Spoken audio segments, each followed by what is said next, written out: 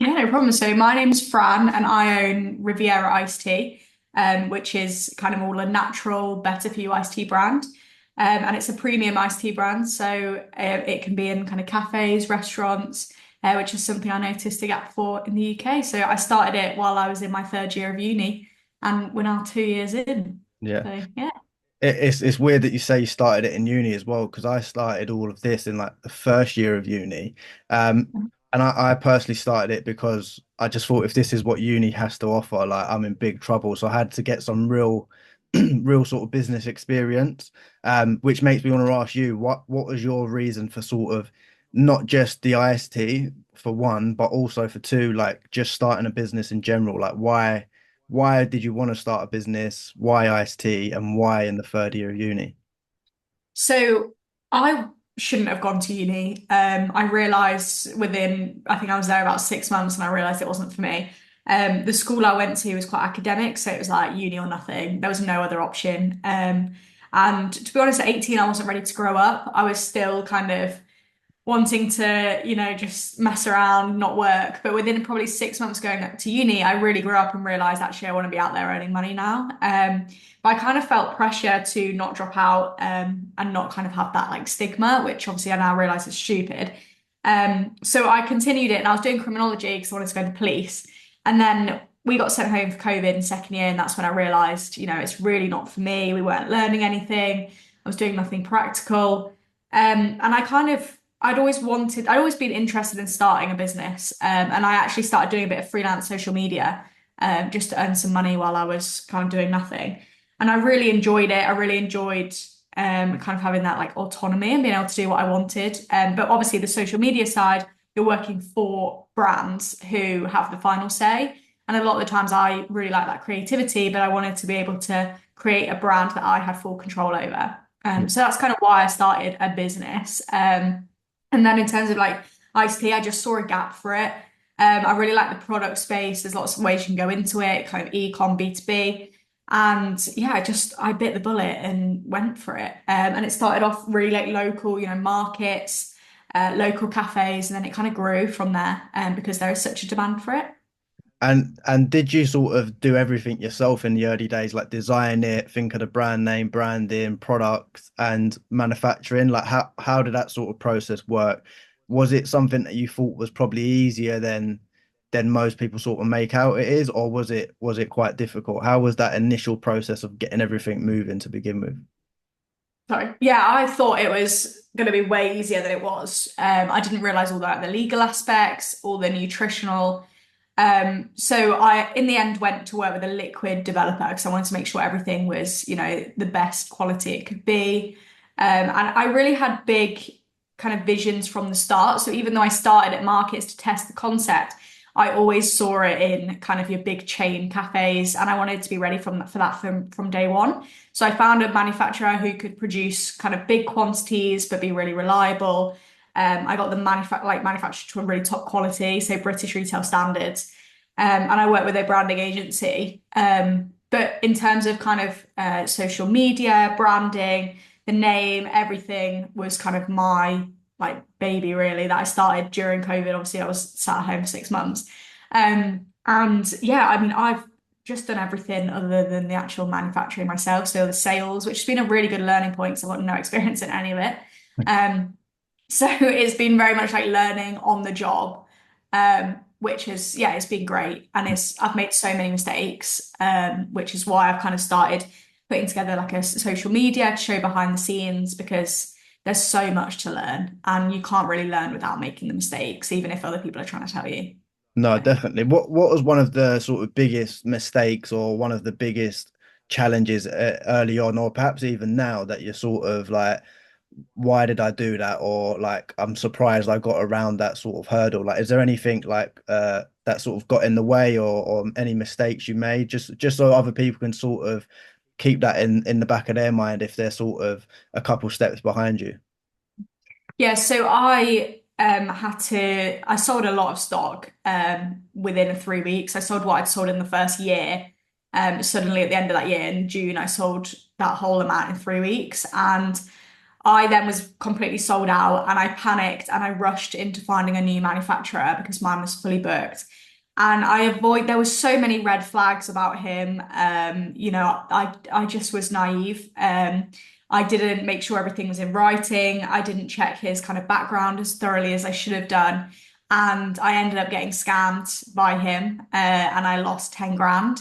So Wow. that was obviously huge because it was pretty much all my profits from the first production run was then gone. So I had to literally start from scratch a year in and find more money, which obviously is not ideal. Yeah. And it's still an ongoing thing. I'm going through court with him right now, which obviously is a huge learning curve. I didn't think I would be taking someone to court, at the age of 23, like when Yeah. I'm Yeah. kind of 18 months into running a business. And that has been like just a big learning curve for me, just to make sure you have everything in writing and just really protect yourself because I didn't do that. And then kind of the other thing, like in terms of general challenges, is just like imposter syndrome in terms of buyers meetings, things like that. I mean, I've been stood in boardrooms with probably 8 40-year-old men kind of looking at me, and I was 22 at the time, and it's scary, but actually I found if you're really open and honest and I don't agree with this whole fake it till you make it thing anymore. I think I did at the start, but I don't now. People are more likely to help you if you are honest with them, if you're open with them, and if you actually show your personality. Yeah. You're just gonna get found out if you fake it till you make it. And people are willing to take a chance on small brands these days, especially. So Yeah, yeah. that authenticity probably ties into one of my other questions, which was like the authenticity that you portray on social media. Like you can really see that it's true and it's real, and you're speaking to the people. Like, do you have any tips on sort of leveraging social media for the other business owners that have product brands out there, and also like in terms of managing and harnessing a community as well, because I know how hard it is to create and sort of nurture a community. So, do you have any tips on social media and community building? Just to completely be yourself. I think so. The issue with me that I was kind of worried about, I think there's so many brands absolutely killing it these days who are purely e-com. Yeah, And I think that's a lot easier to be kind of yourself. You can share the failures because you're not worried about impressing kind of the buyer at Tesco. Whereas because my brand's both, I was really worried about that.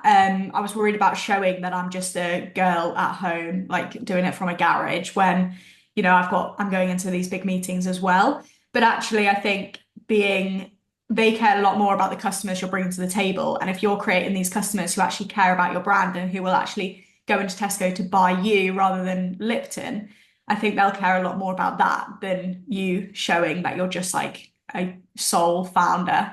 yeah, And I also think, yeah, just being like super honest, being really open. I get a lot more kind of sales from my personal branding TikTok than I do from my business page. I have still kept them separate. So I've done like the behind the scenes on my personal one and kept Riviera quite professional. But yeah, I don't get as many sales from the Riviera TikTok than I do from the other one. So I honestly think just bite the bullet.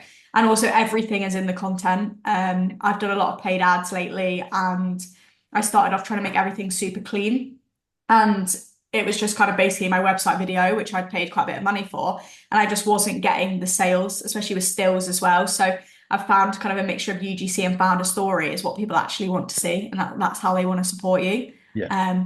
That's been just the turning point. Yeah, no, I 100% agree, and it's what I've seen just as a sort of person in the audience, so to speak. Like whenever I see someone sharing practical tips and sort of the highs and the lows and just being real, Yeah. it makes me buy into whatever they're selling, even if I wouldn't have originally planned to buy it. Which makes me want to ask as well, like if, say, for any product business that they sort of relying on stockists, and I spoke to other business owners in this space, and they say we're chasing the stockists. We just want to get as many like stockists as possible, get in as many shops as possible. But is there any sort of hidden things attached to that? Because I know you're in some like smaller shops and stuff. Is there Mhm. an element of don't forget to actually have that community where they want to actually proactively go to the shop to buy the product as well as having it on the shelf? Because having it on the shelf is great, but if no one's heard of it or seen it before they walk into the store, there's that Yeah. missing factor there, isn't there? Definitely. And I think a lot of people, I mean, I even have friends now who are coming to me for advice because they've just started a business and they're like, yeah, so I'm going to aim to get in Tesco after 6 months. And I'm like, it's not how you should be doing it. Because if somebody sees my drink next to Lipton, which is, it's going to be probably cheaper than mine because of how cheap it is for them to produce, they're not going to try mine. They're not going to want to waste their money in case it's bad. And I think if you're getting in your local cafe where people are actually going out and wanting to try, like, well, Lipton isn't there, you're not competing, they'll try it there. I do a lot of I still do markets and I will never stop doing markets because it's a great way for people to try free samples, to kind of to meet for me to meet them, to nurture them. And I just think you have to establish your foundations. Like you can't, if you're going into Tesco, you get a 3 month trial period, you'll probably pay 40 grand in marketing fees and you might get delisted after 3 months because no one knows who you are and no one cares about you. And they're not even going to see you on a crowded shelf. So if you can create that community first, you're just completely minimizing the risk. If you've got 20,000 followers on social media, that's 20,000 people who you can tell to go to their local Tesco and support you. Yeah. And yeah, I just think a lot of people don't realize that. They think as well they can just send some products in and that's that done. You have to nurture the relationship with your stockists. So I get on really well with quite a lot of them. I try and hand deliver at least once so I can meet them face to face. I do marketing against like with them, sampling. Even if they're your local cafe, you've still got to support in some way because there's so much competition out there. They will just go to the next one. They'll go Yeah. to whoever's cheaper. Yeah, no, So that makes complete sense. And a last couple of things as well, like in terms of the key to your success or your growth as a either as a business or as a sort of the entrepreneur behind it or on a personal level, like what would you say has worked really well? Like would you say, for example, like putting money into meta ads was something that was you was like, oh my God, why did I not do this earlier? Or is it something else that you stumbled across and thought, you know what, that's like one of the core things that really helped see sort of massive change in a short space of time? yeah, so I've only just started doing meta ads, but they've been amazing for me. Really wish I'd done it at first. I've learned a lot. I did spend probably a month and a half testing. A lot of that was my fault because I just didn't have the time to create good content, and I went out with stuff that wasn't great. But now I've kind of found out what works. They've been amazing. I've gone from, I think my business was probably 3% e-com, the rest wholesale. It's Wow. probably now got up to more like 20% e-com, which is amazing. It's like massively like changed everything. Seeing growth of kind of like 65, 70%. Wow. Also, I would say just in-person networking just massively is a game changer as well. Yeah. Even if whether that's networking with customers doing sampling or whether that's going to kind of industry events, majority of my stockists I've met face to face. I did a trade show last month, and that's been amazing because I've been emailing people since, huge place like your massive chains, and I'm actually getting responses because they've now seen the brand face to face. Whereas if I'd have emailed, Cafe Nero before, there's no way they would have even probably Yeah. seen my email. But Yeah. now they're looking out for it. And so I think, yeah, trade shows are a massive game changer if anyone's in product. So I would definitely say like just buy the bullet on that one and do it. Yeah, no, no, perfect. That makes a lot of sense. What would you say is one of the biggest wins? Because we spoke about like the challenges earlier. Like, have you had any many sort of big wins at the moment, or even in the early stages where you thought, you know what, that's a big milestone ticked off?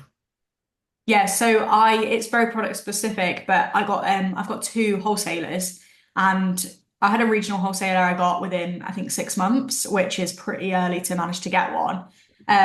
And then I've just launched with a national wholesaler, which is an absolute game changer because if you want to get into any chains, you have to use wholesalers.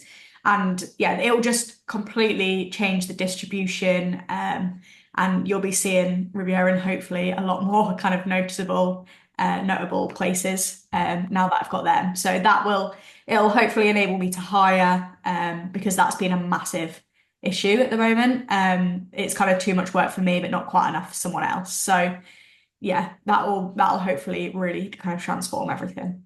And that ties into my second to last question. What's next for you then as both sort of the person and the brand? What's on the horizon for you next? Just to basically just keep growing the business in terms of sales. I've actually taken on someone to help me with sales. I'm hoping to make them full time. And just, yeah, keep growing it, get into places who are going to be taking a lot more stock off me, instead of kind of your local places, getting into chains. And just keep growing the e-com side as well. I think that's a great place. Obviously, it then transfers into the B2B side. So, yeah, I'm going to really be pushing that this winter.